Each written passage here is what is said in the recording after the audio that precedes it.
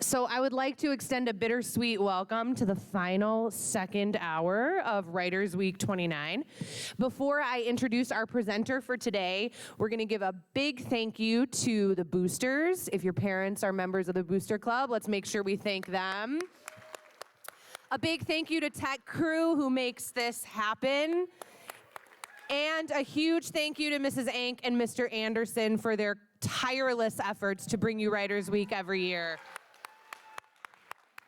And now it is my honor to introduce today's presenter, Toya Wolf. She is the recipient of the Zora Neale Hurston Bessie Head Fiction Award, the Union League Civic and Arts Foundation Short Story Competition, the Betty Shiflett John Schultz Short Story Award, and was recently longlisted for the PEN Open Book Award, and her novel was chosen as Stephen Curry's book club book in August. Toya grew up in the Robert Taylor homes in Chicago's South Side, which is the setting for her debut novel, Last Summer on State Street, which will be on sale at the end of the period, $28, cash or card. You have been a wonderful audience so far this week, so let's keep it up. Please turn off your cell phones and join me in welcoming Toya Wolf to the stage.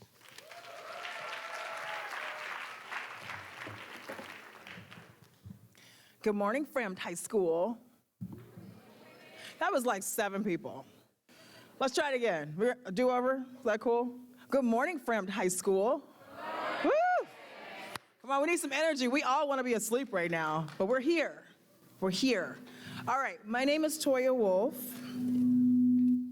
Okay.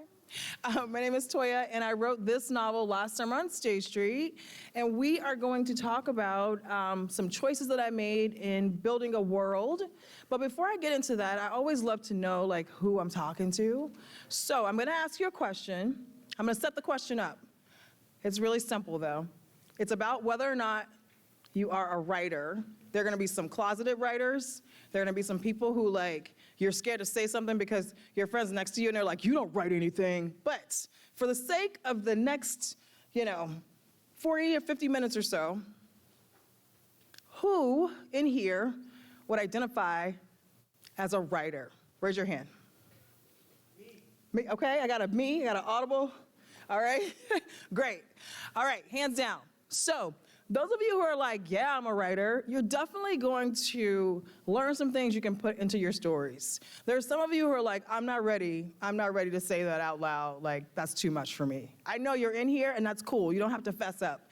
Then there's a group of you who are like, I'm here because they made me come, and that's fine.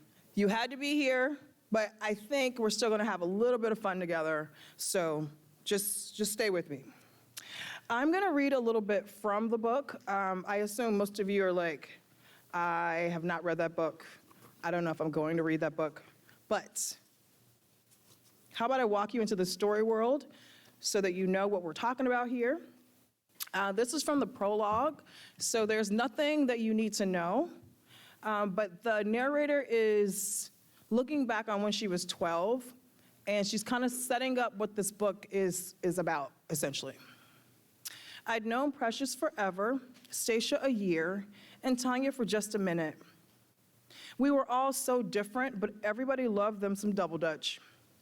Sometimes we made a tight-knit crew. Other days we couldn't get along for nothing. Our friendship started with, "What's your name?" The answer carried with it looks that I can still see clearly. Stacia's begged me not to talk to her, and Tanya's asked, is she talking to me? We got past those facial expressions and gave our names that sound like heartbeats: Fifi, Precious, Stacia, Tanya. It's kind of a miracle that we formed those bonds because our mothers couldn't stand each other. To this day, I wonder how me and Precious were cool for so long. And Stacia, everybody had something negative to say about the Buchanan family. I knew there'd be backlash for bringing Tanya around, but I couldn't know at 12 how bad things would get. That summer, one by one, they dropped out of sight as if we were playing a game of all in together. When you play all, you get 2 people to turn the rope, and then a ton of kids. It could be 8 of us. We'd all jump in. The people turning saying all, and repeat the word until there's no more room in the rope. Precious and I began that song before we could even walk. Stacia jumped in when we started 6th grade, and Tanya appeared months later in the middle of June. The song went on, and we jumped, screaming the lyrics, attempting to overpower the sounds of construction vehicles as they dismantled our Southside neighborhood in the Robert Taylor homes. All in together, any kind of weather, I see teachers looking out the window, ding, dong, the fire bell, January, February, March, April, May, June, July. When we played the game, people left the rope one at a time reliably when they heard their birthday month. But in real life, their departures were sudden. Tanya got pulled out of the rope, and not long after her disappearance, Stacia vanished too. Precious stuck around until pretty late in the summer, like her birthday was in August, and then she just slid out and rode away in her family's Camry. They left me standing there with the rope. After all these years, I can still hear their voices screaming, first, second, and zero no higher, and arguing over who said zero no higher first. The memories won't go away. They're proof that once upon a time, I lived in a brick skyscraper on State Street, in a place where stairwells filled with echoes of stampeding gym shoes and harmonizing winos. Those memories won't let me believe that I dreamt up Precious, Stacia, and Tanya, but all in together is over.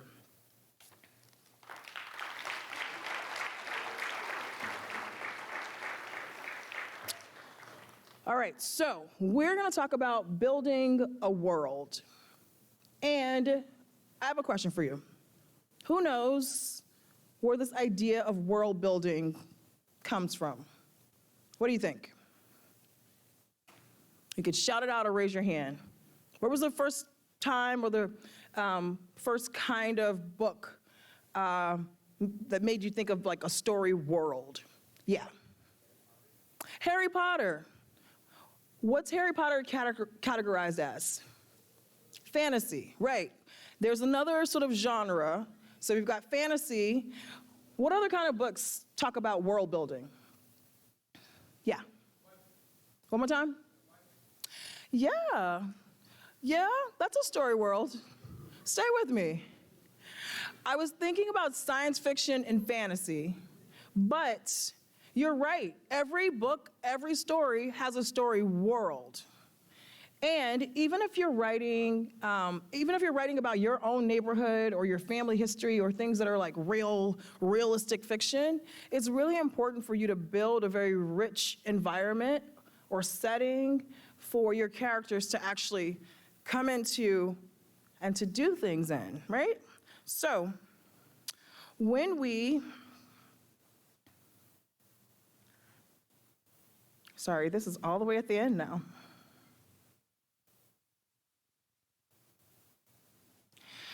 All right, when we talk about building a story world, I think it's our science fiction and fantasy writers who really got this down first. And it's because if you're gonna write about a land that has dragons, you're gonna need to know what the dragons can do. You're gonna need to know how to stay safe, where they live, so you can stay away from there. You're gonna need to know these certain rules about who lives in this story world.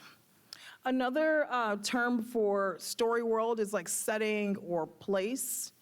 But I think that the word setting makes me think about like a theater production and like cardboard behind you. Like very flat, very simple.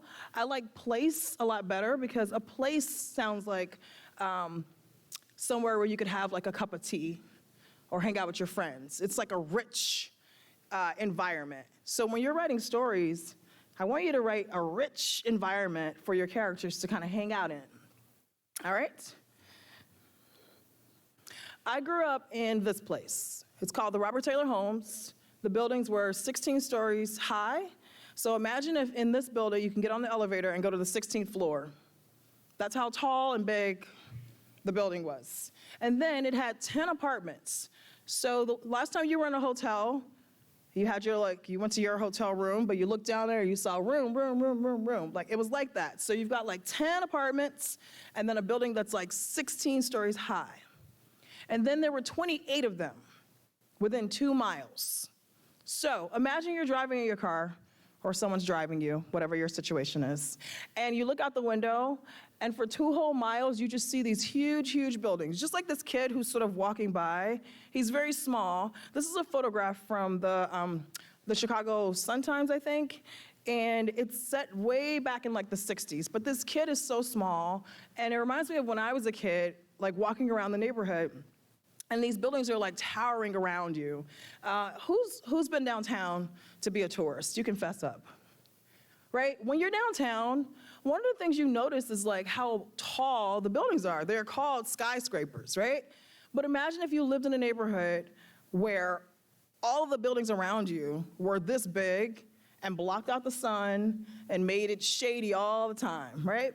So that's sort of my neighborhood. And when I started to write fiction, I had the challenge of writing this neighborhood so that people understood what it was like to live in it. It's one thing to say, like, we walked in the building and walked down the hallway. But like, what does that really mean? What does that really look like? So as a writer, I had to take this place that doesn't even exist anymore and make it interesting to you and help you understand what it's like to walk into these buildings, to live in these buildings, to play with your friends in these buildings. And so even though this is like a place where I grew up, I had the challenge of building a story world so that you didn't close the book because you're like, I don't know what she's talking about. Like, this doesn't make any sense to me. We're not in a house. Like, what do you mean? Like, what do you mean the buildings? So I had to take a place that like really existed over 4 decades, figure out which time period to put my characters in, because these buildings were built in like 1961. So was it gonna take place in the 70s or the 80s? And I chose 1999 because I remembered what was on the radio. I was joking with the last session and letting them know that it was Missy Elliott. And I don't even know if you guys know who Missy is, but Missy used to rule the radio in the 90s. So thinking about who's on the radio, what fashion people are wearing, how people were talking, and that's part of building your story world. Like, when you look around at your characters, what kind of clothes are they wearing, and what does that tell your reader about exactly like where we are? So I had that challenge. And we've already talked a little bit about early associations, that like the idea of building a story world comes from mostly science fiction and fantasy. But I'm gonna give you like a few components, things that you should think about when you are trying to build a story world. Number 1, there needs to be rules. And the easiest way to set up what rules are is to think about what would get someone killed or hurt in your story. If they didn't do this, then this would happen. And in science fiction and fantasy, sometimes there are these like rules, like if you belong to one group of people, you don't cross over into this other place.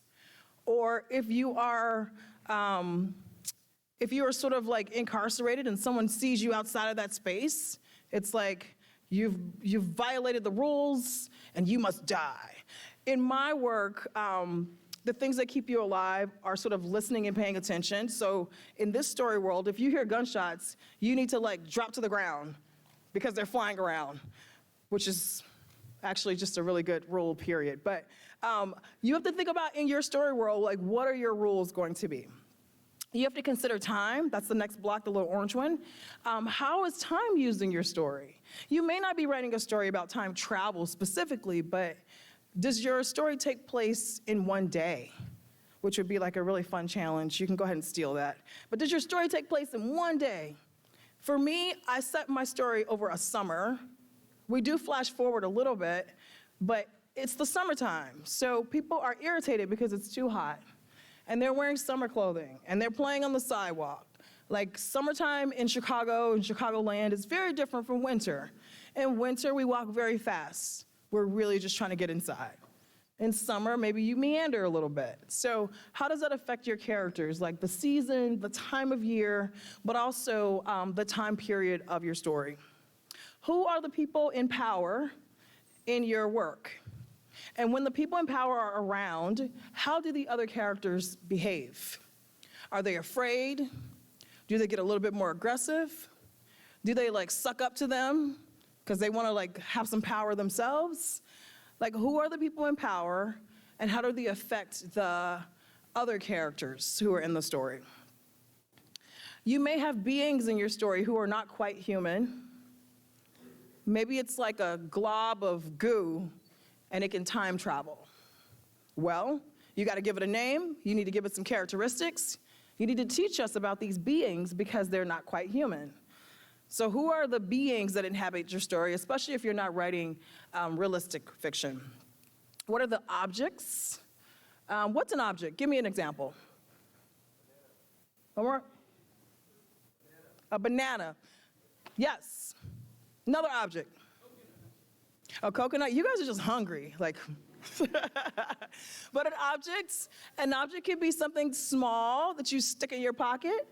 An object could be something that takes 5 people to carry.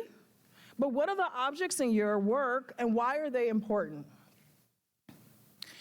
You definitely want to like write these things in. And then finally, place. How many of you watch Star Wars or like Star Wars? Where my nerds at? All right. So, Star Wars wouldn't be Star Wars if the wars weren't taking place in space. They would just be wars or something, right? But like, it's important that we're all the way up there in this alternate universe with very special vehicles, right? So, in your story, I'm gonna drive this home, place is so important because it becomes a character, but it also becomes sort of it sort of envelops your characters and the story that you're writing. So, let's do a little exercise. If, I believe in you, I know you do.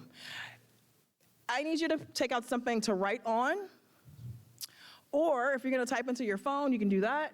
But everybody sort of take out something, and we're gonna do a little exercise. Is that cool? You game? You with me? All right.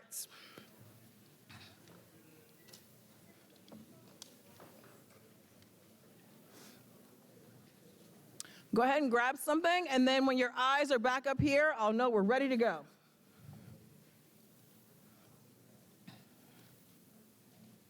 So you've got something to write on, but for a second, I want you to take your hands off of it and just relax. There's still movement. I want you to be still. Okay, take a deep breath in. Let's like relax for a little bit. All right, you ready? In your mind, I want you to go to a place. And it could be an indoor place or an outdoor place. It could be a real place or some place that you made up. It could be a place from a story that you started a long time ago. It could be a place that's so big, it's the size of 3 football fields, or so small you have to squeeze into it. But go to a place for a second and just kind of look around there. Give me a nod if you've got a place in mind. Give me a vigorous nod. There are a lot of you. Okay, good. All right. So, in this place, there are at least 2 people or 2 beings, or a being and a human doing something. And the way they're talking to each other or communicating, it's gonna tell you something about how the conversation is going. They are in a heated argument, or they're so happy to see each other, or one of them really wants to get out of this conversation. But go ahead and see them and see how they're interacting. If you've got some people in your place, give me that vigorous nod again. And if you don't have people in your place, go ahead and put some people in your place. But you've got some people, some beings doing something. Let's leave them there for a second, and I want you to look around for an object. And again, an object is something small enough to stick in your pocket, or you need some help sort of lifting it up. But this object is something that belongs in this place. Like, no one's gonna get excited or scared because this object is there. It really sort of belongs. So give me a nod if you've got that object in mind. You can see it very clearly. That was like 6 people. All right, you need an object in this place.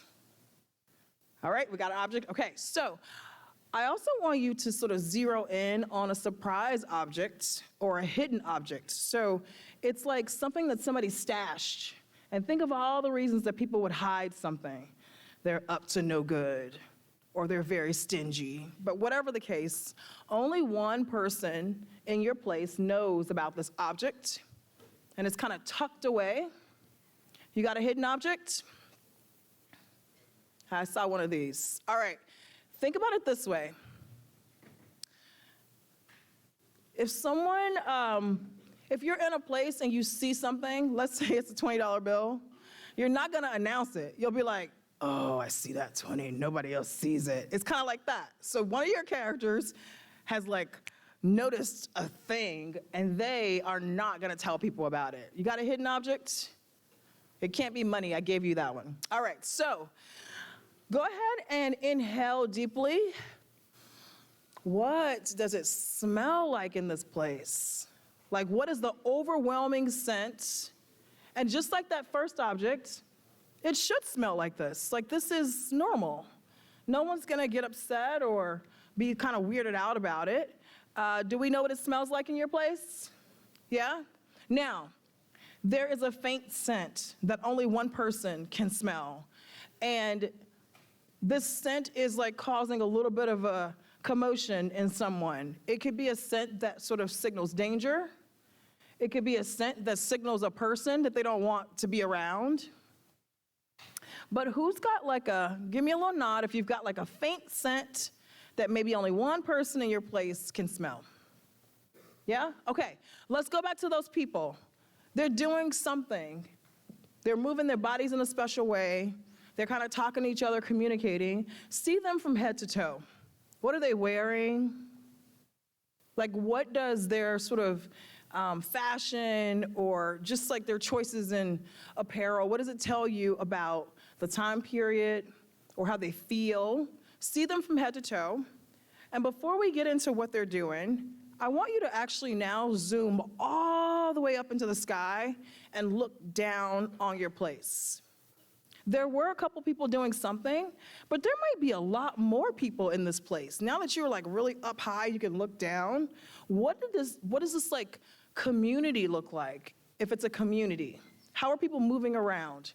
Or are your two people alone?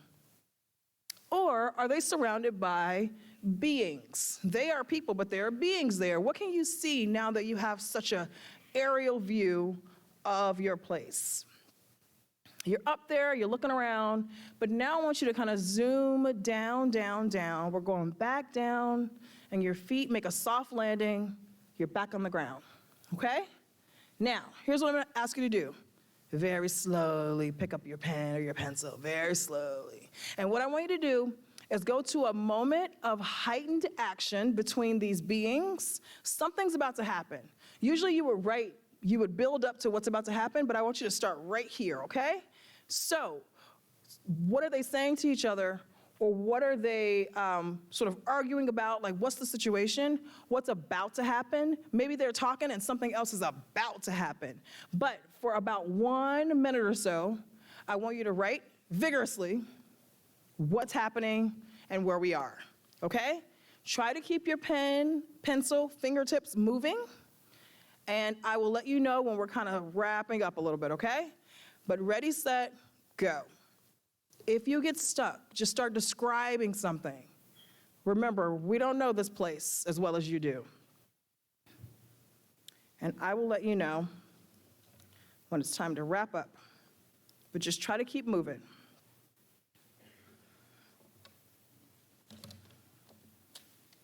Don't forget those objects,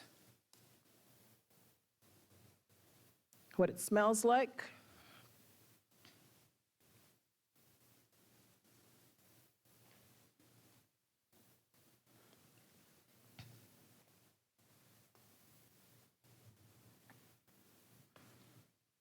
Try to keep going, don't think so much.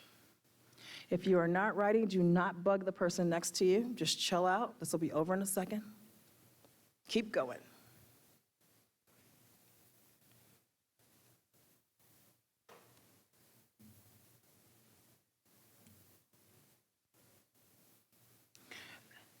And start looking for a natural place to stop. So maybe finish your thought. Jot down that thing you don't want to forget.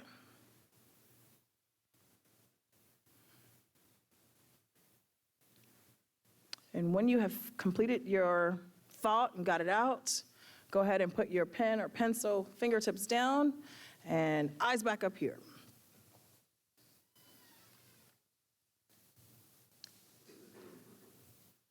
I know, I just got you to writing and now I'm making you stop, but it's good because all day you're gonna be like, I wanna get back to that story. At least I hope. That's my hope for you. All right, so hands, fingers off pens and pencils and back up here. And give yourself an applause because you just wrote something. Even if it was 2 sentences, it didn't exist 5 minutes ago. And now I'm gonna ask you to do something very brave, but I believe in you. Who wants to come share the little bit they just wrote and introduce us to a new place? While you think about it, I see you guys nominating people. I want people to volunteer. And when you come up, listen up. Here are the rules. No disclaimers. So don't come up here and tell us how bad it is. Believe in yourself. And the other rule is I want you to actually read what you wrote. So you can't come up here and give a speech. I want you to read the thing you just labored over for like a whole minute and a half, okay? So I need a volunteer, hand raised really high, and you'll come up here and share with us this place. You're pointing somewhere way in the back. Let's go. All right. Give it up, get up. All right. So you're going to read nice and slowly, nice and loud, and everyone's going to be so respectful because this is such a hard thing to do. All right? So, thank you. I didn't get very far, but this is what I have. It was a random Wednesday when William and I were kidnapped, walking home from school. The kidnapper looked to be in her mid-20s and had driven for hours and hours. It smelled like pine when we were able to escape the car, and we weren't sure what to do. All I had was my backpack with me, but nothing else. Me and William were just stranded in the forest, and we weren't sure what to do next. All right. Thank you. All right, so we're in the forest and we're also in a car. Those are 2 story worlds that you're gonna have to build out. One more person, and again, I'm gonna remind you, read nice and slowly and read what you've actually written, okay? Who's next? Let's go.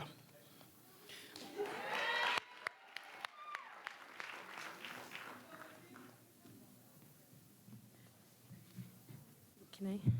Okay, so I didn't really write sentences, but more of the outline of like the ending. Okay, so there's a boat and there's a girl and 3 fishermen in there, and we know that they're all like very wise, and they're from a small fishing village that's like in the middle of the ocean, and they're the only people on there that have realized we're the only people in the ocean. And this sounds bad now, but and they're like it's like misty, and they're coming in slowly and see like the beginning of like new land after searching like for like years to find it. Okay. It's like the end of the story. That's bad. Thank you. All right, so we've got some on the water action. There's gonna be land. So she's got also like, even within a book, there are all these different places that you have to like really flush out. So within one story, she's got 2 worlds that she needs to sort of build out. Thank you guys for doing this exercise, and I just want to leave you with some final thoughts. You're going to build a story world, and it's going to be so vivid that it really functions as its own character. So you're going to like make characters, and then they're going to enter this world, and the world is going to make them react. It's gonna harass them or make them really happy or play up all of their anxieties, okay? So if you do your job really well, your story world is this like breathing, living thing that the plot bangs up against and that your characters are gonna interact with. And so, may you go forth and build great story worlds, and I hope to show up to one of your book signings someday. Thank you guys.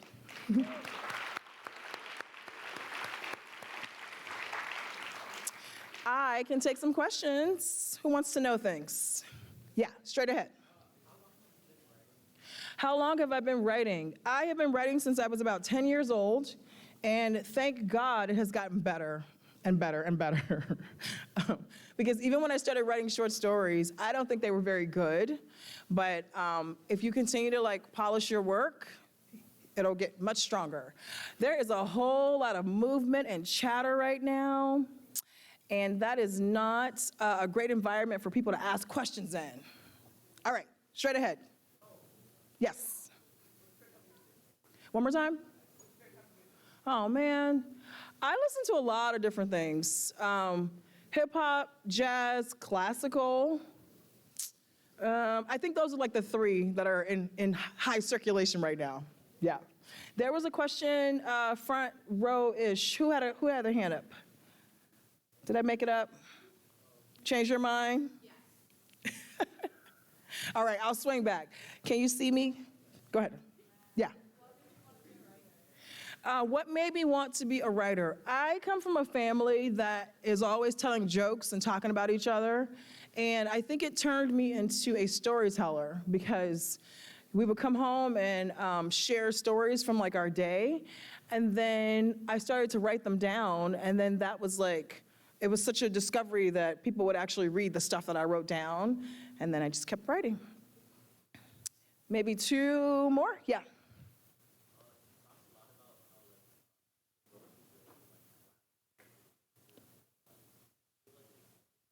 Yeah, so the question is, I was talking about how the character can sort of clash with the world that you built, and an example of that. If you have sort of like a hostile environment, and you've got kind of like a really great, nice, fun, loving kind of character, when they go into that world, they're gonna have to change themselves to survive it, right?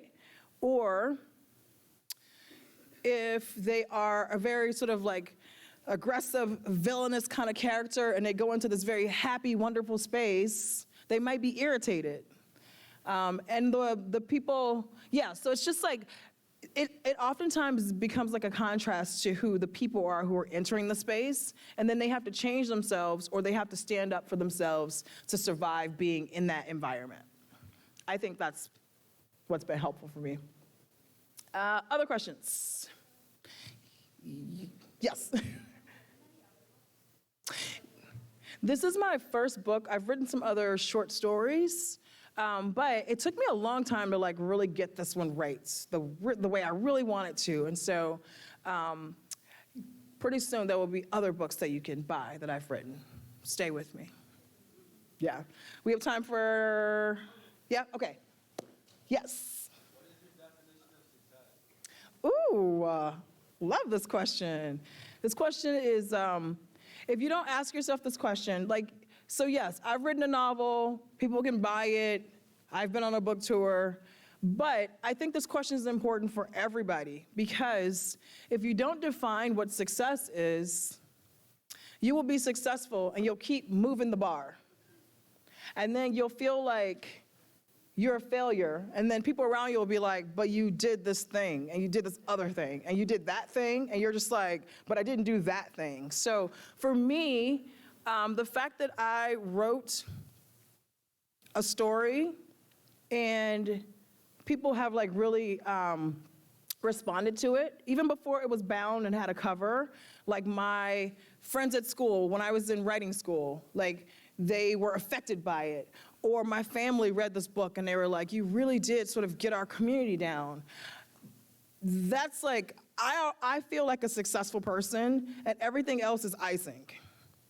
So I really want you guys to think about, for you, individually, what is success? And then understand what's icing and sprinkles and the light on the candle. Let's go here. Favorite writer is still going to be Toni Morrison. If you have never heard this name before, run to your local library. But I have a lot of favorite writers. I have a lot of favorite TV shows. So even if you have like a favorite writer, like definitely like keep discovering new people too. Yeah. Yeah, my parents were like super supportive. They were like, you can do anything. They were those kind of parents. And I was like, okay, well, I'm gonna go write this bad poetry then. But it was great. Like you need to have an environment where you're able to kind of like play around and then you can get better. Yeah. Yes, he's back. You.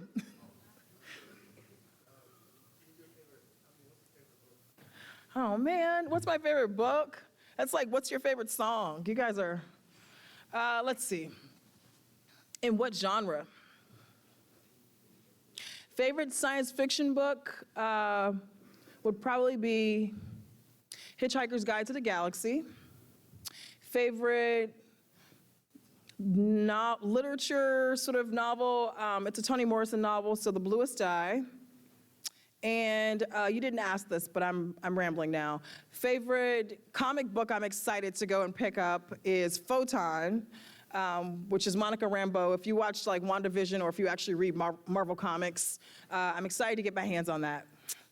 All right, let's see, way in the back. How'd you get up there?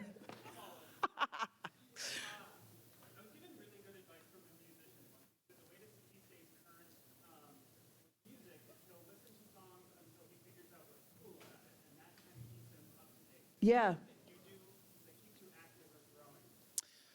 I would definitely say reading other books and also just living life because people think that writers, like this is all that we do 24/7. And because I worked on this book for like 15 years, if this book was all that I had, I would have thought of myself as a failure because it's like, why is this taking so long? But I was busy like living, traveling, spending time with my family, like becoming an adult. And so I think reading other writers that you love, but also just being a person, I think that's gonna help you be like an incredible writer. I'll take 2 more questions and then we'll kind of wrap up. North Face sweatshirt, yeah. So I worked on it for about 13 years. And then I got a literary agent and we revised it for 2 more years together because she's like a stickler about it. And then, so yeah, so a total of about 15 years. So pretty much this book and I like grew up together. And anybody who's working on something that's taken a long time, it takes as long as it takes, but you really can't spend that much time with something and it not like have a clear like vision and be something interesting to present to the world. So don't feel bad if like you're writing something and it's taking like a long time, okay? Let's see, final question, right there.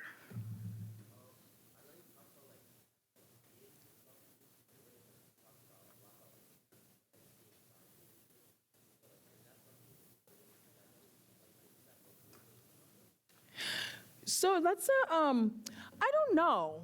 I don't know if I'll ever write something that's like science fiction or fantasy, but it seems impossible to like really love a thing and to not start like trying to meander into that world. So I don't know. I think right now what's most interesting to me is stories set in Chicago. And I feel like Black women and Black girls are represented in a very specific way. And we're like, just like every other culture, like we're so different. There's so many different variations of people. So I think right now what's most interesting to me is writing stories about Black girls and Black women who are from Chicago. But who knows? Who knows if some beings might show up in my work. Thank you guys for being so engaged, and thanks for having me.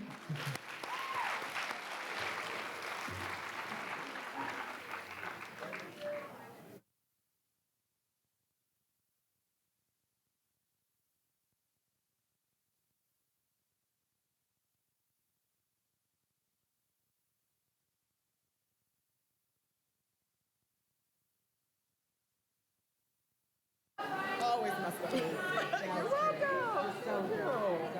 This was great. Let me get my little sign up here. Here we go. Hi.